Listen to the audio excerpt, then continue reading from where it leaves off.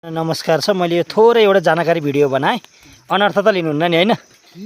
ल त्यसो भने यो ढुङ्गा खानीमा तपाईको शुभ नाम चाहिँ? पेरमलाल नाइसा। घर चाहिँ यही नै हो? घर मेरो यहाँ पर पर्छ, घर यही। ए थाईबासी नै हो तपाईँ है? ए भनेपछि यहाँ यो ढुङ्गा खानीमा चाहिँ तपाईले चाहिँ ढुङ्गा निकाल्ने एउटा चाहिँ दक्ष जनशक्तिको रूपमा काम गर्नुहुन्छ हैन? ए अनि के ढुङ्गा निकाल्ने मात्र हो कि भित्रबाट बाहिर निकाल्ने कि कुन्ने पनि गर्नुहुन्छ? अलराउन्डै गर्नुहुन्छ। चुरन काट्नु पर्यो, चुरन काट्यो, फोर्नु पर्यो। के हो यो चुरन काट्ने भन्नाले? खोल्नु पर्यो नि भित्र। ए भित्र खानी एकदम टाइट हुन्छ नि त्यो बक्सा। त्यसलाई केबाट निकाल्नुहुन्छ चाहिँ बक्सा ढुङ्गा? चुरन काटेर निस्काल्ने। चुरन भन्नाले गलहरूले फोराल्ने अथवा छिनोहरूले हानेर निकाल्ने अथवा कसरी निकाल्ने त्यसलाई? त्यसैले चुरन काटेर अब सानो चौर हुन्छ, त्यसैले काटेर अलि ठुलो माथि र मुनितिर चुइटाउँदै गएर ठुलो बनाएर निकाल्ने। अनि भित्र के हुन्छ? जस्तै त्यो खानीहरुमा कुनै टेकाहरू अडाउन पर्ने यस्ताउति केही हुन्छ कि हुँदैन? पर्छ नभए त भासिन। जस्तै पहिला हाम्रो बुवाले जसरी सिलाङमा चाहिँ हैन कोइला खानीमा चाहिँ टेकाहरू लगाउने भर्याङबाट चाहिँ अनि यस्तो घरघरि कुराहरू सुनिन्थ्यो नि हामीले, त्यस्तै यहाँ ठ्याक्कै त्यही हुन्छ होला हैन? यो यतापट्टि जुन साइडमा चिन्नु भएको छ नि मसिना ढुङ्गाले, त्यसैले हो कि टेका लगाएको बेला छुट्टै पिउनै गर्नुपर्छ? होइन, त्यो पनि त्यो अब त्यो लगाउँदै गर्नेमा अब तपाईको पहिला काम गर्नेमा टेका लगाएर काम गर्नुपर्छ। हजुर। त्यसपछि त्यो ठाउँ खाली भइसक्यो भनेपछि अब यस्तो गाह्रै लगाउनु पर्छ। ए गाह्रो लगाएर अडाउने हो त्यसलाई? ए त्यतिले अडिन्छ हैन? ए अनि के छ यसलाई चाहिँ तपाईले कसरी अब दिनगन्ती हिसाबले गर्नुहुन्छ यहाँ अथवा कस्तो तरिकाले गर्नुहुन्छ? होइन, दिनगन्ती होइन, यहाँ हाम्रो अब जति गर्न सकिन्छ त्यति हो। त्यति भन्नाले कति पर्छ जस्तो दिनको चाहिँ पारिश्रमिक तपाईहरुको कति पर्न आउँछ? कति पर्ने अब तपाईको 1000-1200 पनि पर्छ, कहिले अब खाली पनि हुन्छ। भनेपछि दिनमा कति जति हात ढुङ्गा काटिन्छ होला, छाउने ढुङ्गाहरू? त्यो त तपाईको मेलो भयो त 100-150 पनि काटिन्छ। मेलो नभएपछि तपाईको खाली महिना 15 दिन खाली पनि हुन्छ, त्यसैले कभर गर्छ। भनेपछि दिनको चाहिँ 100-150 हात पनि पारिन्छ। अहिले हातलाई कसरी छ यहाँ खानीमा ढुङ्गा? 80 रुपैयाँ। 80 रुपैयाँ हात छ। कस्तो यो जस्तै इन्चीवाला अथवा जेठी माइली साइली 18 इन्ची 22 कोलाई 80 90 छ। 90 छ। हजुर। 18 इन्चकोलाई एक हातेलाई यो एक हाते हो यो? हजुर। यसलाई 60 छ। यसलाई 60 छ। अनि 18 कोलाई 90 अनि 22 कोलाई 90 त्यहाँभन्दा छैन। छैन। 18 कोलाई 18 को यही हो। यसलाई 60 22 कोलाई 90 रुपैयाँ हात चाहिँ मा चाहिँ बेचिन्छ, काटिन्न। हजुर। अनि दाँती धुरीपाटालाई कसरी दिनुहुन्छ? ए कसरी गर्नुहुन्छ दाँती धुरीपाटाहरूलाई?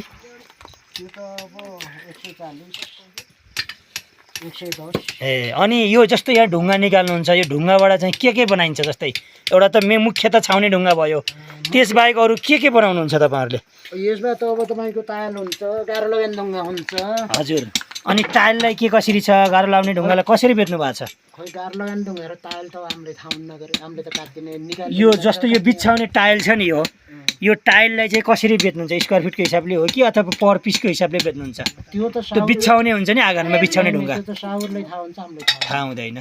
किनभने पछि हामीले त निकाल्दिने फाल्दिने, काट्ने मान्छे अर्कै हुन्छन्, बोक्ने मान्छे अर्कै हुन्छन्। हजुर। बेच्ने मान्छे अर्कै हुन्छन्। अनि जस्तै तपाईँले भित्रबाट खानी खोजाल्ने काम गर्नुहुन्छ, यो काट्नेले फेरि कसरी दिनगन्ती हिसाबले लिन्छन् अथवा कसरी लिन्छन्? त्यो पनि हामीले थाहा हुन्न, किनभने अब कसरी गर्छन् त्यो त साउर अब काम गर्ने मान्छे। हामीले त सिर्फ अब भित्र काम गर्ने र यो छाउने ढुङ्गा तपाईँको 18 को 22 को। हजुर। यही ढुङ्गालाई अब हामीलाई थाहा हुन्छ न बाबु। ए तपाईहरुको मुख्य काम भनेको भित्रबाट खानी खोजाल्ने अनि छाउने ढुङ्गा 18 र 22 को चाहिँ तलाउने, त्यहाँ त इति भयो भन्ने अब पठाने, लेख्ने। नभए त्यसबाहेक अरू फालेका ढुङ्गाहरूको चाहिँ त्यो अरूले नै गर्छ। अरू हुन्छन्। ल धन्यवाद जानकारीको लागि। के छ आजको काम तपाईँहरूको स्याडुल के छ? भित्र खानी खोल्ने छ कि भित्रको अब छाम्रो बोक्ने हो तपाईँको? छाम्रो बोकेर बाहिर फाल्ने हो? बाहिर होइन, वही भित्र चिन्ने त्यो जुन स्टेप बनाएर चिनेर त्यसलाई पन्छाउन पर्यो। खानी निकाल्दाखेरि त पहिला कचरा पनि पन्छाउन पर्यो। त्यही भएर तपाईँको ठुलो खाली हुन्छ, त्यसमा अब उकालो त खस्न डर हुन्छ, तपाईँको बाटो मात्र राखेर। हजुर। ठाउँ त सबैले बुझ्नु पर्यो। त्यही हो बुझ्नु काम। ए भनेपछि अत्यन्तै रिस्की जोखिमपूर्ण काम छ हैन? ए यो काम चाहिँ तपाईँले के छ यहीँ पहिल्यैबाट सिक्या हो अथवा के कसरी चाहिँ हो? यो त हाम्रो त अब पुर्खैदेखि गरेको काम हो। ए बाउ बाजेबाटै? ए अनि यहाँका ढुङ्गाहरू कहाँ पुग्छन् मुख्य त? यहाँको ढुङ्गा त अब खोइ पहिला त अब ठेकेदार नहुँदासम्म त बाहिर पनि जान्थ्यो तपाईँको घर गाउँमा पनि हुन्थ्यो हजुर अब काठमाडौँ पोखरा पनि जान्थ्यो आफै बोकेर पनि अनि अहिले यसको बजार कस्तो छ होला जस्तै अहिले धेरैले चाहिँ सहर बजारतिर त आरसिसी घर गाउँघरमा पनि आरसिसी घर बनाउन लाए होइन अब पहिलाको हरेक घर कटेराहरू गोठहरू बन्ने क्रममा चाहिँ छाउनी ढुङ्गाहरू लान्थे यहाँ आएर झारा लगाई चाहिँ जनसरञ्जाम गरेर टाढा टाढाका मान्छेहरू आएर लान्थे तर अहिले गाडी घोडा छ गाडी घोडाले जहाँ आउनु त्यहाँ लान्छ तर यसको बजार कस्तो छ अहिलेको माग अहिले हेर्नुहोस् गाउँघरमा तपाईँको तालको सिस्टम आयो हजुर हजुर यो ढुङ्गा अब जहीँ काट्दैन यही ठाउँ मात्र तपाईँको यो ढुङ्गाले पुगेकै छैन अझ पुर्याउन सकिए छैन आएकै छ मात्र फर्केको जस अझ ढुङ्गा भन्दा पनि टाइलको अझ मार्केट छ किन अहिले जति पनि चाहिँ आरसिसी घरहरू बन्छन् त्यसमा त पुरै भित्ताहरूमा टाइल लगाउने सिस्टम आएको छ होइन त्यसले गर्दाखेरि ढुङ्गाका अलावा टाइलहरूको पनि बजार राम्रो छ होइन त्यसको पनि राम्रो छ र अनि कति वर्ष हुनुभयो तपाईँ म त अब 28 साल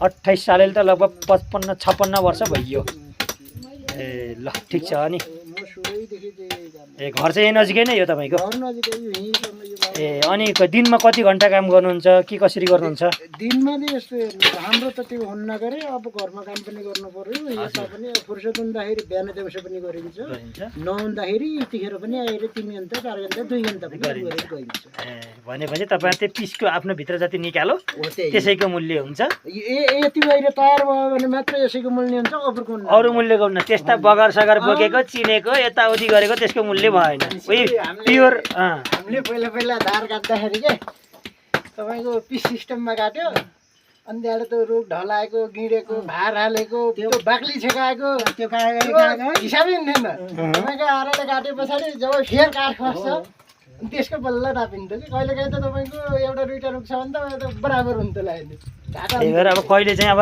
अनुकूल पर्यो सहिलो भयो भने अब बढी पनि पर्ने भयो कहिले काहीँ अब दिनभरि तपाईँले छाम्रा बोक्ने अब बाटो बनाउँदा र गर्दा पनि ठिकै पनि हुने भयो होइन हाम्रो भनिहाल्यो नि अहिले पनि कोही महिना त पुरै खालीको खाली हो क्या हुन्छ त्यसपछि तपाईँको कोही महिना कमाइ राम्रो ढुङ्गा मेला भयो भने त्यसैले कभर गर्ने हो क्या ल हस् धेरै जानकारी दिनुभयो जानकारीले धेरै धेरै धन्यवाद म थोरै यो सम्झनाको लागि भिडियो बनाएको छु तपाईँलाई धेरै धेरै धन्यवाद है त ल